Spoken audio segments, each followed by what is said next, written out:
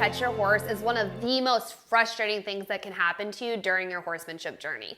And I've had this happen for 2 prolonged periods of time at different points in my life. The first time was as a kid. I remember how hard it was to catch my horses if it wasn't their normal feeding time. And there were a lot of different times where we would have the vet come, or I would have a trail ride scheduled with a friend, and I would be late or wouldn't be able to catch my horse at all and would have to miss the appointment entirely. And this was just maddening. I didn't have the tools to figure out why it was happening. I took it very personal, which is so easy to do.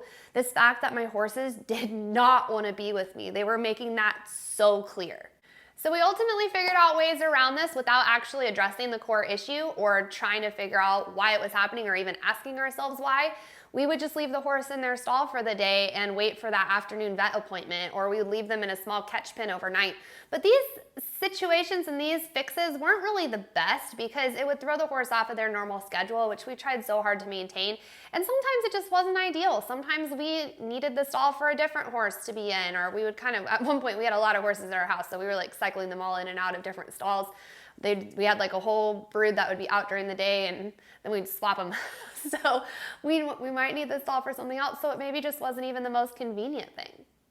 So the second time in my life that I had a prolonged issue with catching was when I first started my training business. I was 21 years old and I had rented a pasture out from a local stable. I couldn't afford to rent stalls, so all my horses were on 30-day cycles and they would get dropped off and dumped out in the pasture very first thing. I didn't have a chance to get any kind of relationship built with these horses right off the bat without going out and catching them and bringing them back in, and they very quickly started associating me with work. Most of these horses were pretty amiable and easy to catch at the beginning because they had been backyard pets, and so they'd associated humans with food and hanging out and not really having big expectations on them.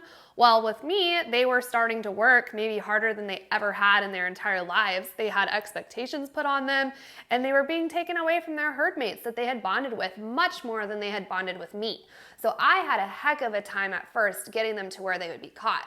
And even though at this stage of my horsemanship journey, I did understand why it was happening, it was still pretty frustrating because I had client expectations that their horse was gonna be able to do this or that within a 30-day period. And spending their entire session working on catching was not on my client's agenda. So it was really hard, but I had to really wipe that timeline out of my head and pretend it wasn't there. And I would spend the first week working on catching with a lot of these horses. So as soon as I started seeing red flags and they started walking away from me, I would immediately go into the different things that I could do to help remedy the situation before it got worse. I did a lot of approach and retreat. I would do a lot of dropping by on my day off and giving them a cookie out in the pasture and walking away. I would walk up to them and halter them and then lead them 10 feet, take the halter off and leave. I would bring them in and I would feed them. So lots of different things that I would do besides just catching and working. Pretty soon it wasn't even an issue anymore. I could catch them at any time during the day and just work them, and we would just move on and it wasn't a problem.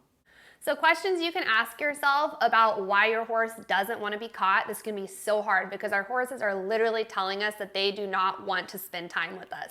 And that can be so devastating to us just internally and personally. But we have to remember to stay objective. They don't mean any of this personally. They're just giving us that raw, honest feedback as horses do. So firstly, let's think about, are you only going out to catch your horse to then ask something of them?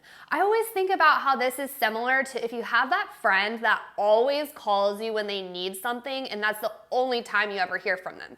You see them on your phone and you're like, should I answer it? Should I not answer it? I know that they're gonna have a big ask and they're not going to be interested at all in hearing about my day or how my life has been going, or if I have a problem, they're just going to plow right over the top of that and not engage with me on it. So how are you coming across to your horse when you go up to catch them? What type of agenda do you have? They know from experience and past patterns and how you've behaved in the past. They know exactly how it's going to go. Secondly, how do you seem to your horse every time you go catch them? Do you walk differently each time? Are you projecting a different level of energy when you need to catch the horse for the vet and you're running late? Or you have a horse show to go to and you're kind of stressed about how that might go? I guarantee that you are doing something different based on what activity it is that you're going to be engaging in with your horse. So it's important to really think on that, because a lot of times my clients will come to me and they're like, my horse can read my mind. They totally know if I'm gonna catch them for this or for that. And if it's gonna be for food, they're really easy to catch, but if it's for a lesson, they're really hard. And my response to that is we need to look at how you're coming across. Are you walking differently? Do you seem like you're in a hurry? Are you giving yourself enough time to go catch your horse so that you can be in this relaxed state every time? That way your horse can't really know what you're out there to catch them for. So the third question you need to ask yourself, I think, is the hardest, and that is, does your horse truly have a positive experience after you catch them? So when you go to catch them and you start working with them and you go in the round pen and you're lunging them or whatever it is you have planned for that day, if it's a trail ride, let's think about if maybe they have an undiagnosed lameness that you haven't noticed and you get in a fight circling them to the right every single time. You don't know why. It's not a good experience for either one of you, and then you put them back. Are you gonna really have a good chance of tomorrow being able to catch them next time? Maybe, maybe not. Probably not. If your horse really doesn't feel good about the session, if they don't feel well in the session, if they're experiencing some type of pain or discomfort within your session, that's going to make them harder and harder to catch. And looking back on being a kid, none of my saddles fit. We didn't know anything about saddle fit. We just used the saddle that came with the pony when we bought the pony. You know, that was just kind of where we were. And all my horses, I mean, we had bits on backwards, and I mean, any kind of mistake you could possibly think of that could make a horse horribly uncomfortable. No wonder I couldn't get them caught. And this was just an issue that plagued me over and over again. And if I had a little more guidance and insight as to what I could do to make my horse more comfortable when I was working with them, it would have gone a long way into being able to catch my horse. So asking yourself these questions may really clear things up in your mind and help address the why of your horse not wanting to be caught. They also may help to teach you not to take your horse's feedback personally, just to take it at face value for what it is.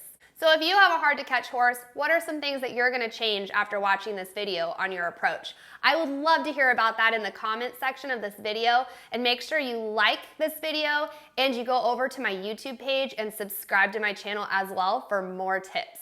I'm Ashley Purdon with Pioneer Horsemanship, and I'll see you guys soon.